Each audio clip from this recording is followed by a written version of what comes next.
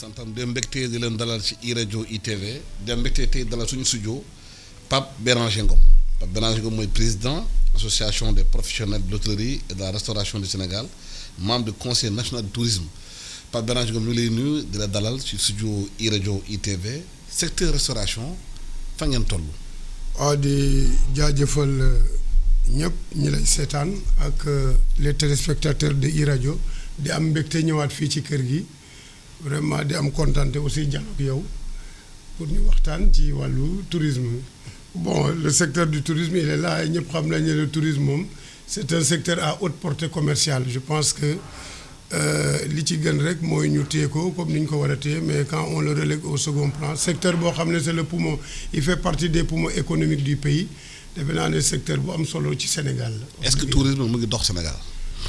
Bon ndax mu ngi dox Sénégal non parce que quand même ñun ñëpp xam nañ ne aujourd'hui il y a une conjoncture économique qui est là doxul waaye li gën a am solo mooy nan la ñuy def ba mu dox moo gën a am solo waaye dox moom secteur d'activité yi fi nekk yëpp ñëpp xam nañ ne vraiment y a aujourd'hui des problèmes ça moom vraiment on ne peut pas dire le contraire waaye li ci gën a am solo rek mooy naka la ñuy def ba mu dox parce que damaa gëm ne le secteur du tourisme tey dañ ko dénkoon koo xam ne récemment jóge na fa muy Mountaga Diawo muy l'ancien ministre qui était là qui est quelqu'un boo xamante ne je pense que le tourisme n'a pas été sa tasse de thé parce que la preuve de nekk na fi ba tey def nañu remaniement ministériel kenn xamu ko te defe naa ne tourisme moom ku ne tourisme wax communication ku ne tourisme xam ne c'est un secteur transversal ba pare le tourisme c'est une compétence transférée c'est aller à la destination de l'autre ba pare le tourisme c'est de la biodiversité mais wax dëgg yàlla bi mu fi nekkee ba léegi gisuñu ko mu communiquer gisuñu ko mu def dara li gën a grave aussi mooy mu définir la politique sectorielle sans associer les acteurs qui sont dans le secteur du tourisme loolu gisuma lu ko gën a grave ci àddina maanaam ngay définir une politique sectorielle ñi nga xam ne ñoom ñoo yor la matière grise ñoo am xam-xam bi boole woo leen ci ça c'est grave. léegi Amadou Ba moo ko remplacé ancien député la loon xaar ci moom. Amadou Ba daal ñu ngi koy dalal di ko tàllal suñuy loxo ne ko heure bu ñu soxlaa on est là prêt à l'accompagner. lépp lu mënti am man boog ci sama xalaat lépp lu mënti am Amadou Ba mooy tane ki fi jóge parce que Amadou Ba gis nañ ko ci engagement politique am ak ci bëgg Sénégalam loolu moom mën naa ko seede personnellement je ne le connais pas mais li ma mën a seede ci moom mooy son engagement politique ak comment il aime le Sénégal ak vraiment il a très bien défendu aussi ñoom seen projet en tout cas politique bi nga xamante ne moom la Pastef doon incarné. loolu xam naa ko ci waaw li tourisme dafa large secteur transversal la. touristes yi daf ci bokk. dañoo constaté Sénégal touristes yi ni ñu doon ñëwee. dafa wàññeeku. li waral loolu est-ce que Sénégal. bon lu jaay destination bi ou bien est-ce que tourisme intérieur bi mu am doole lan moo am. non xam nga au-delà de ça xam nga ñun on avait un taux de rentrée des Français de 47,3%. Français yi. des Français. Et là nous avons affiché un désaccord total avec la France. Au point où même tubaab yi fi nekkoon base militaire yi nee nañ leen nañ fi jóge ton ñëpp xamoon nañ ne le Sénégal quand même est perçu comme une destination chère on fait partie des 25 pays les plus pauvres au monde on ne peut pas être parmi les 25 pays les plus chers au monde ñëpp xam nañ ne la destination Sénégal elle est relativement connue comme chère maanaam billet d'avion yi dafa cher taxi sur le voilà c'est la RDA c'est les taxes sur le billet d'avion qui est trop cher hôtel yi cher restauration bi cher lépp a cher destination bi yëpp dafa cher te ñun on offre les mêmes potentiels que nos pays voisins et qui sont 10 000 fois moins chers que nous. Donc loolu c'est un facteur bloquant boo xam ne tax na tey touristes yi ñëwatu fi beneen bi ci tegu mooy la France. xam nga tey boo amee un taux de rentrée de 47,3% ay tubaab bi fi doon ñëw la France. Historiquement parlant il y a quelque chose qui nous lie avec la France d'abord ñoo ñu coloniser. nekk suñu premier partenaire stratégique. ba pare ci wàllu tourisme ñoom ñoo doon ñëw tey en masse ci dëkk bi quelle que soit la destination quelle que soit la cherté de la destination ñoom dañu jàppoon Sénégal comme quand même une destination de choix. donc tey bu ñu afficher ce désaccord là ba ñu dem wax dëgg yàlla ñu ngi koy sentir ñun ñuy liggéey ci secteur bi. maanaam boo xuloo ak ñoom ñu téye seen xaalis. ñu téye seen xaalis ba pare ñëw dem beeg dikk bi. nërmelu kenn ñëwatul donc loolu dafa nekk un problème.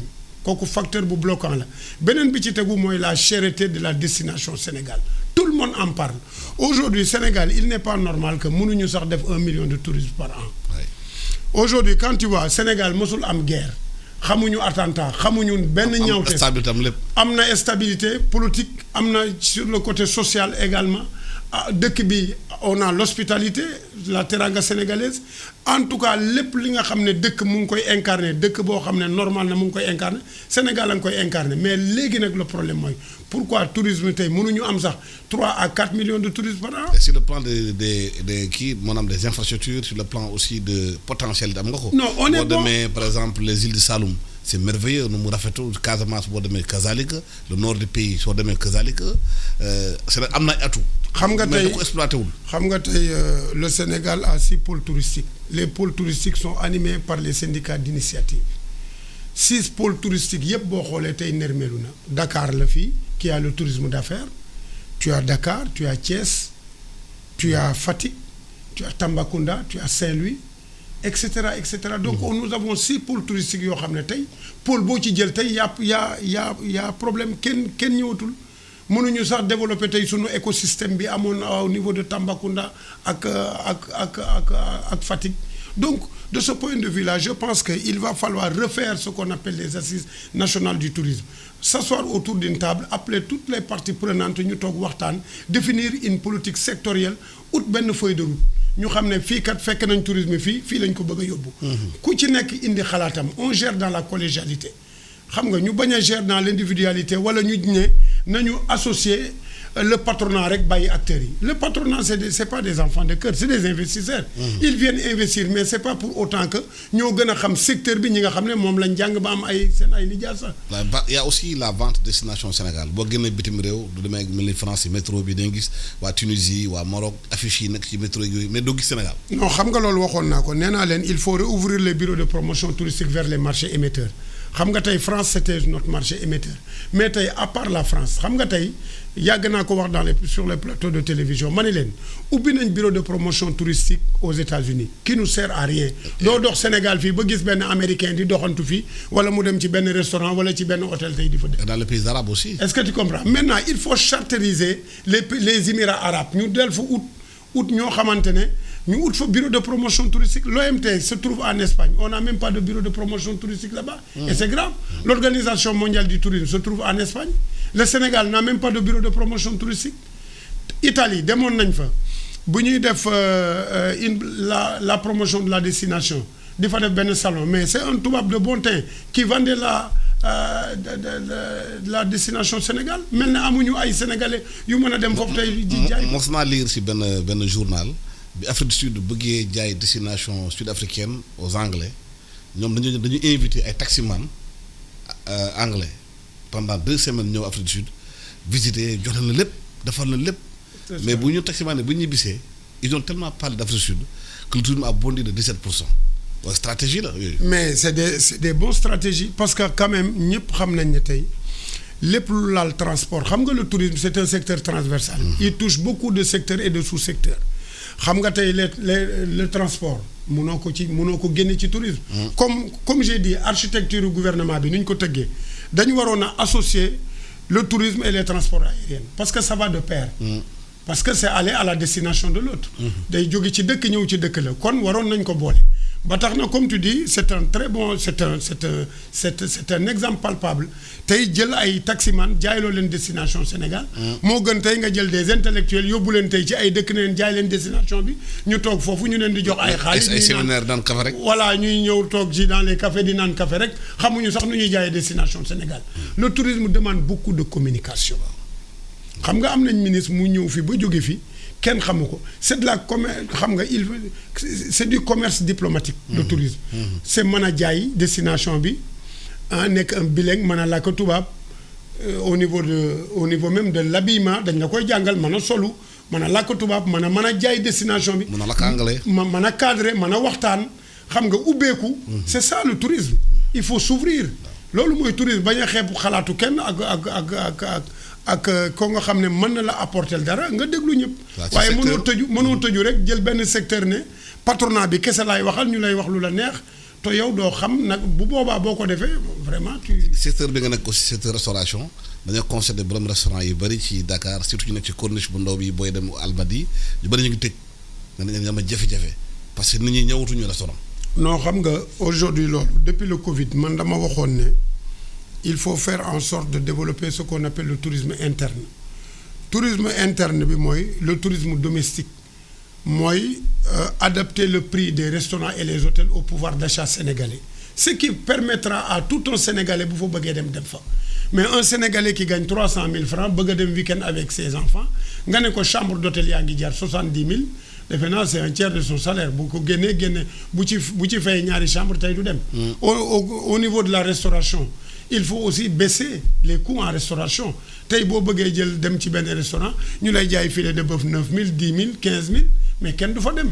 Donc il faut définir une politique sectorielle. man tax naa ay restaurateur sax ñu naan ñoom dañu doon defar chiffre d'affaires par semaine 2 millions léegi 500 000 francs sax mënuñu ko am commencé na compressé di dàq ñenn ñi parce que seeni chiffre d'affaires joxatul na xaalis pour ñu mën a fay travailleurs yi. mais mënatuñ ko def dans la mesure où aujourd'hui tey ku am looy demee restaurant nga togg ko ceebu jën sa kër toog parce que les temps sont devenus durs s'il y a une conjoncture économique qui a frappé tout le monde. Ça n'a frappé wu rek que les couches vulnérables ça a frappé tout le monde même tey ñi riche. mënatuñoo génn la classe moyenne. même voilà. amatuñu moyen amatuñu ko donc de ce point de vue là ça pose problème donc de ce point de vue là. bu ñu secteur boobu lan lañ ci war a def pour. mais développer le tourisme interne xam nga aujourd'hui les Français c'est les plus grands voyageurs dans la France ils ont fait en sorte que ñoom seen tourisme interne la ñuy développer ba nga xam ne tey ku ñëw ak ku ñëwul faaleetuñ loolu. Est-ce que tu comprends? Donc il faut faire en sorte de comment définir une politique interne ba nga xamante ne tey tout le monde peut avoir accès à aller dans ces lieux-là. mais restaurateurs yi tamit yu bëri ñu ngi doon plaindre taxes yi dañu doon plaindre aussi impôts yi ñëw fekk leen seen biir restaurant di leen teg ay taxes te ñoom dañu employé jeunes sénégalais yi ci nekk yan matuwaay la ñu war a jël pour que impôt bi ñu ñuy fay ko. non mais mu bañ a gaañ nit ñi aussi. non loolu état moo war a définir une politique claire toog waxtaan ak nit ñi. xam ne les temps sont durs mu gelé yenn taxes yi ba jibbi jamono gelé yenn taxes yi wàññi destination Sénégal dem beeg dikk bi di ñëw ñu wàññi nag les coûts en restauration mais nag xam nga tey borom restaurant mënoo ko woo wala borom hôtel ne ko damaa bëgg tey nga wàññi njëg yi danaan la kon taxes yi nga ma teg wàññi ko. donc moo tax ma ne la. dafa laaj am na aussi secteur bi aussi assainissement bi y a beaucoup de clandestins aussi. dafa laaj waxtaan. ku yeewu rek ubbi restaurant am ci koñam toog commencé jaay. non xam nga loolu waxoon naa ci nee naa leen y a ce qu'on appelle la prolifération des appartements meublés hors normes. qui ne répondent pas à la nomenclature touristique sénégalaise. mais loolu l'État je trouve que il n'a ni les moyens techniques ni les moyens matériels de le combattre xam nga lu tax. quand tu demandes à construire tu demandes à construire à usage d'habitation. tu ne demandes pas à construire à usage d'exploitation léegi nag quand tu construis à usage d'habitation nga dëkk ba pare def sa R+4 wala sa R+2 ca kaw nga def fa ay appartements meublés mais naka la ko état di xamee moo tax ma ne leen woon à l'époque il fallait associer les délégués de quartier seul le délégué de quartier peut habiliter à savoir que quartier bii ñi fi dëkk dañuy def appartement meublé ñu am un numéro vert boo xam ne mën na alerter après état ba pare kooku nga daal ko intéressé à quelque chose. am na aussi ñi xam ne dañuy def ay Airbnb.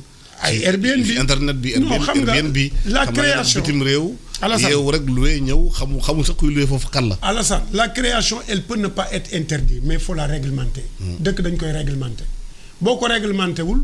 mais ñëpp dañuy dem dans la clandestinité te loolu ça pose problème dans un pays. parce que foofu aussi état mën na fa perte taxe yu bëri. mais l'État perd énormément de taxes même xoolal même en n'étant pas clandestin l'État perd énormément de taxes tey nan la état di xamee kan moo fay la kii TPT bi mooy la taxe de promotion touristique xam nga dañ la naan hôtel boo fa duggsee bu hôtel bi di jaay tey la chambre à 60 000 ñu ne la. 61 000 la 1000 francs yi taxe la boo xamante ne. état bee ko moom mais naka la ko état tey di xamee borom hôtel bi mooy am sa bonne foi rek ñëw fin du mois ne la kat lii laa def mais état dafa waroon a ut des agents de contrôle yoo xam ne dañuy nekk dans les hôtels. au même titre que propriétaire hôtel bi ña fay liggéey di contrôler. c'est la création d'emploi la. voilà et c'est une forme de création d'emploi est-ce que tu comprends.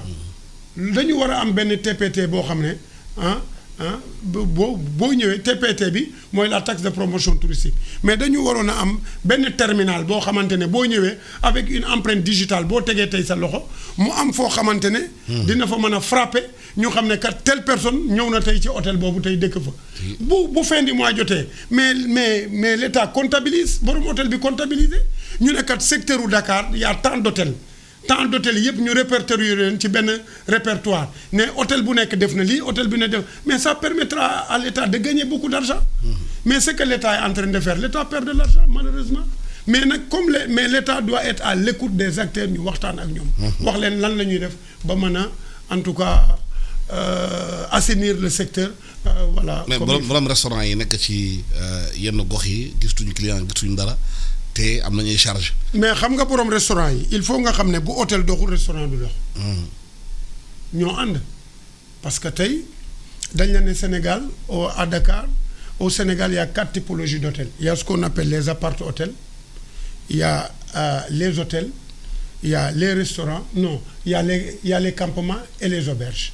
Bu ci nekk ci ñoom dafa am définition. Campement ak auberge, les campements c'est les unités d'habitation dispersées qui doivent se trouver en dehors de l'agglomération avec un minimum de 10 chambres et une obligation d'avoir un restaurant, y compris les auberges. waaye boo nekkee dans les milieux urbains am hôtel, tu n'es pas obligé d'avoir un restaurant parce que nit mën naa jógee ci benn hôtel dem lekki ci benn restaurant. Donc définition boobu nit ñi foog ñu dissocier loolu xam ko comme il faut. C'est ça. Maintenant nag borom restaurant yi bu borom hôtel yi doxul du ñu doxle. wóor na. Tu comprends? Effet domino la. beneen bi ci tegu effet domino la. Exactement beneen bi ci tegu aussi dañu war a def en sorte que ñu daal di def en sorte que développer le tourisme interne ñi nga xamante ne tey ay liggéeykat lañu. te tey bu ñu wàccee mënuñoo dem ba seen kër wala heure de pause yi ñuy def sori na ak seen kër yi ñu utal leen. benn ay restaurant yoo xamante ne vraiment dañuy waxtaan ak borom restaurant yi alléger les coûts dina permettre ñiy liggéey dans les ci wàllu administration mën a dem tey dans les restaurants. mais est-ce que borom restaurant yi fay à moindre coût. est-ce que ñoom dootuñu tamit moom ñi def restaurant yi gën a développer la livraison à domicile gis nañu ñu bëri def livraison. non livraison à domicile yi xam nga lan moo tax tey mu baax. mais dafay alléger au moins les coûts. en termes d'emploi dafay alléger les coûts jël tey benn càq-càq ne ko ñëwal di ma livreel càq-càq bi moom dafa autonome bu ñëwee gaaree ci sa buntu restaurant di def livraison à domicile yow toggukat bi rek ngay fay. ak quelques taxes parce que tey charge fixe yi métti na méttiwaay boo xam ne borom restaurant bi mënatu koo supporter. parce que y a énormément de charges fixes le courant est cher. L'eau, l'électricité, tous les charges fixes sont excessivement chères. Facteur de production yi. Facteur de production yi dafa cher.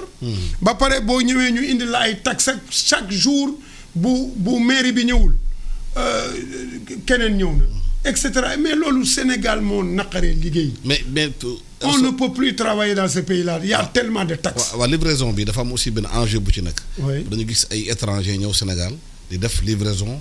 à domicile. Oui. Mais am na problème données les données personnelles. C'est-à-dire parce que loolu xam nga données personnelles mooy ay téléphone portable yi lu ñu ci bind lu lay wooyee dañu am benn genre données personnelles. te Oui, loolu tout à fait. loolu dafa am du muy njëkk du muy jar est-ce que état bi war na mën a contrôler données personnelles yooyu bu bañ a tabbi ci loxo keneen.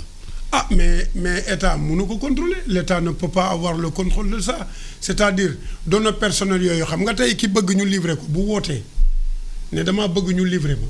mais borom restaurant bi il peut pas c'est pas mënul def leneen. lu dul dafa am ñeneen jóge bitim réew. waaw mais xam enjeu yi nekk ci ginnaaw. non j'ai bien compris ce que tu veux di def livraison. non yow oui j'ai bien compris en termes de sécurité ça peut poser problème.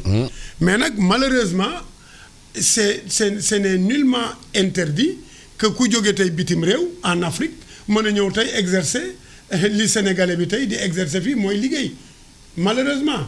loolu amul benn loi bu ko interdire donc nit ki bu ñëwee pour daan dooleem bëgg a liggéey xam quartier yi mais li ñu waroon a def sax mooy aussi bala ngaa jël moto di ko jox nit. nga laaj ko ndax quartier boobu xam na fa dara. ñu am livré comme taximan yi ñu amee livré avant ñu leen di jox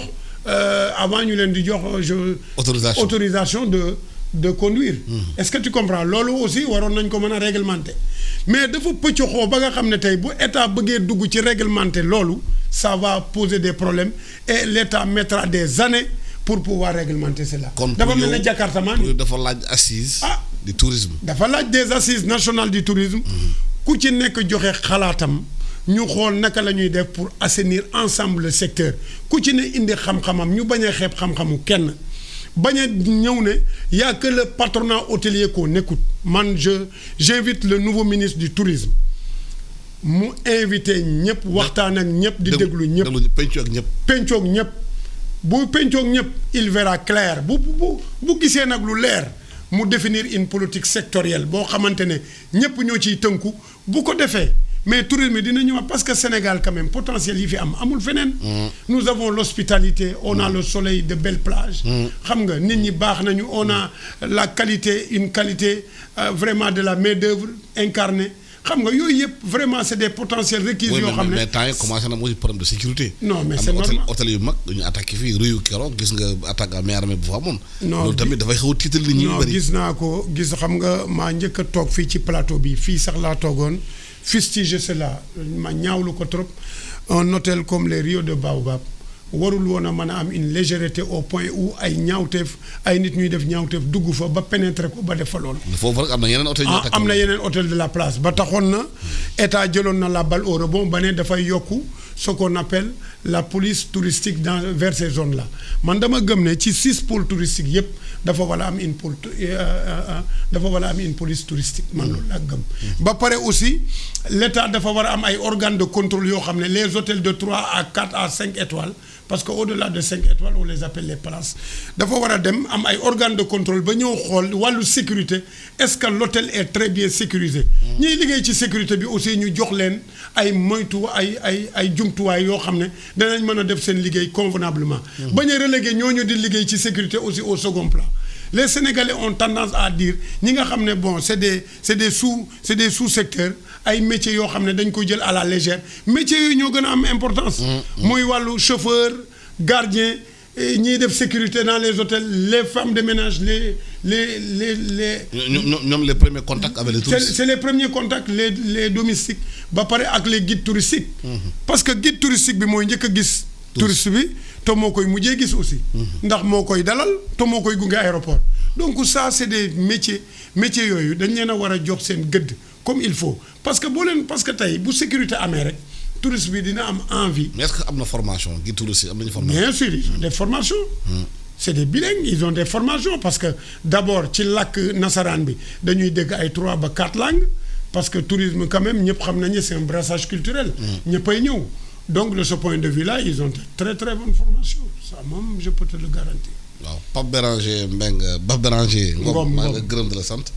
di la fàttali auditeurs yi yaay président association des professionnels de l'hôtellerie et de la restauration du Sénégal membre du conseil national du tourisme dañu waxtaan ne tourisme dafa am solo ci réew restauration solo ci réew parce que chaîne de valeur la day xamante dafay créer emploi yu bëree di wax aussi ñi xamante ñu ngi ci restauration bi temps yëpp ñu ngi xaw a ñaxtu lu bëri parce que nee nañu réew mi bu amulee xaalis ñi xamante ne war nañ ñëw ci restaurant yi dañu am moyen ñëw ci restaurant yi pour mun a maanaam egg foofu pour mun a maanaam barkeelu.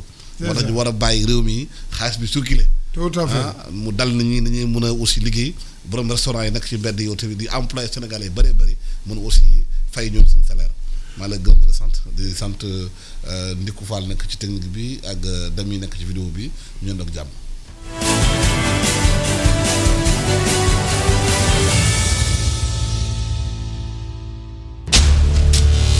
gannaaw Podor ak Matam léegi nag mën ngeen a déglu iRadio ci Louga ak li ko wër ci 96.